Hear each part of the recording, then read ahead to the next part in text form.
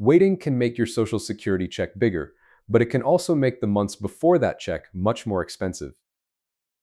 For someone born in 1960 or later, Social Security's own table shows the simple part of the story. Claim at 62, and the worker benefit can be 70% of the full retirement amount. Claim at full retirement age 67, and it's 100%. Wait until 70, and delayed credits can push it to 124%. That's why the clean advice sounds so obvious. Bigger check good, smaller check bad. Wait if you can. But the phrase doing all the work is if you can. Because if a paycheck stops at 62 or 63 and the Social Security check doesn't start yet, the bills don't disappear into a respectful silence. Every month of waiting has to be paid for by something else. Savings, more work, credit cards, a spouse's income, selling investments, lower spending. That something else is the bridge toll. Waiting may buy a bigger future check, but first you have to cross the bridge. To make the trade-off less abstract, imagine Renee. Renee is 63, she planned to work until 65. Nothing dramatic happened, no movie scene crisis, just the kind of thing that actually changes retirement plans. Hours get cut, the job gets harder on her body, a family obligation appears, or the company decides her department can run leaner. That gap between the retirement people expect and the retirement they get is not rare. eBari's 2026 Retirement Confidence Survey found workers had a median expected retirement age of 65, while retirees reported a median actual retirement age of 62. Nearly half said they retired earlier than planned. So for a lot of people, Social Security isn't a neat calendar choice made from a comfortable chair. It's a cash flow decision that arrives while the rest of the retirement plan is still getting dressed. And early reduced claiming is common enough to matter. In 2024, SSA data shows about 3.7 million retired worker awards. Roughly 1.92 million were awards with a reduction, and about 1.79 million were without a reduction. The reduced group had a lower average monthly award, about $1,620 versus about $2,481 for the unreduced group. That doesn't mean every reduced award was a bad decision. It means this trade-off lives in the middle of real retirement, not at the edge. Here's the first reveal. There are really two clocks running. One clock measures the size of the future check. The other clock measures the next rent payment, the next grocery trip, the next insurance premium, and the next credit card bill. Retirement advice usually talks about the first clock. Filing pressure usually comes from the second. Start at age 62. Medicare generally sits at 65, so that's a 36-month health coverage bridge. Full retirement age for this example is 67, so that's 60 months from 62. Age 70 is 96 months from 62. 96 monthly bridges. 96 times the household has to answer the same question. What pays the bills if the Social Security check hasn't started? Using SSA's own $1,000 full retirement benefit example, claiming at 62 would make the check $700. So the bridge toll is easy to see. Waiting 36 months means $25,200 of $700 checks not received. Waiting 60 months means $42,000 not received. Waiting 96 months means $67,200 not received. Again, that's not a recommendation to claim, it's a cash flow translation. The bigger future check may be worth it, but the missing $700 has to come from somewhere while Renee is crossing the bridge. The bridge toll doesn't care whether a spreadsheet says waiting is optimal. One easy mistake is treating the $67,200 example as if it's a fee charged by Social Security. It isn't. It's the checks a person gives up while waiting for a larger check. If Renee has other money ready to cover those months, the bridge toll may be affordable. If she doesn't, the toll may show up as credit card balances, a smaller emergency fund, a forced withdrawal, or work she can't keep doing. Same delay, very different cost. This is the real reason filing near retirement can make sense. Not because smaller is magically better, not because take it before it's gone is a careful plan, but because the first claims on retirement money are not theories. Housing comes first, food comes first, utilities come first, health costs come first, debt minimums come first. And many households don't have a giant cushion waiting for that bridge. eBari reported that fewer than 3 in 5 workers had enough savings for an emergency expense in 2026, down from 64% the year before. Among retirees, fewer than 7 in 10 had that emergency cushion, down from 74%. Debt makes the bridge toll sharper. In the same survey, 65% of workers said debt was a problem for their household. A quarter called it a major problem. half had credit card debt. Nearly 1 in 3 had more than $25,000 in non-mortgage debt. That doesn't prove debt forces anyone to file. It proves why the just wait sentence can sound clean in a retirement article and messy in a household. If waiting means the bridge is funded by revolving debt, missed bills, or selling assets at the wrong time, the smaller check now may be trying to stop a bigger leak. That's why cash flow deserves its own box in the decision, not because cash flow automatically beats the bigger check, because cash flow decides whether waiting is a strategy or just a delay that quietly moves the cost somewhere worse. A household with savings may experience the bridge toll as an inconvenience. A household already juggling debt may experience the same bridge toll as a trap door. Health coverage can make the bridge even stranger. Social Security retirement benefits can start as early as 62, but Medicare is generally tied to age 65, so someone who leaves work at 62 may have one bridge for income and another bridge for health coverage. Not everyone lacks coverage before 65. Some have a spouse plan, retiree coverage, ACA coverage, or another path, but the timing mismatch matters. eBari's survey shows why that mismatch lands emotionally. Nearly 6 in 10 workers said health costs hurt their ability to save for retirement. 2 in 5 retirees said health costs were higher than expected. 7 in 10 workers worried that housing costs would affect retirement, and about half of retirees had that worry too. This is the part that gets lost when filing gets treated like a morality test.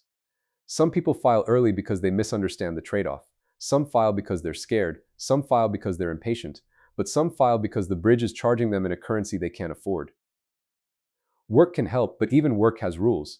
If you claim Social Security before full retirement age and keep earning, the retirement earnings test can apply.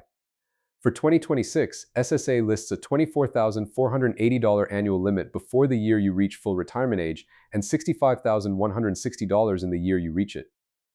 Above those limits, benefits can be withheld, $1 for every $2 over the lower limit or $1 for every $3 over the higher one.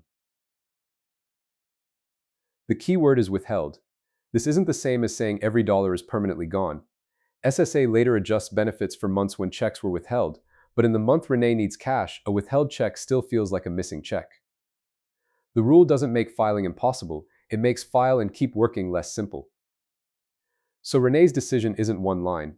If she files, she may lock in a lower monthly benefit. If she keeps working, she may face earnings test timing, job strain, or unstable hours. If she spends savings, her cushion shrinks. If she uses debt, the bridge toll may grow while she waits. At the midpoint, the question changes. It stops being early versus late and becomes which cost hits first. eBari found more than 4 in 5 workers were interested in guaranteed monthly income, and about 2/3 were interested in a Social Security bridge annuity until age 70. That's not a recommendation to buy anything, it's evidence that the missing check years are a real problem people want solved. This is why break-even math can be useful and still be too small. Break-even asks, if I take a smaller check now, how old do I need to live before waiting would have paid more? That's a fair question, but it can miss the thing happening before break-even arrives. The bridge may create damage years earlier. Break-even also assumes the path to that future point is survivable. That sounds dramatic, but the math is ordinary. If the bridge toll is paid from cash you plan to use, the break-even comparison may still be the main event.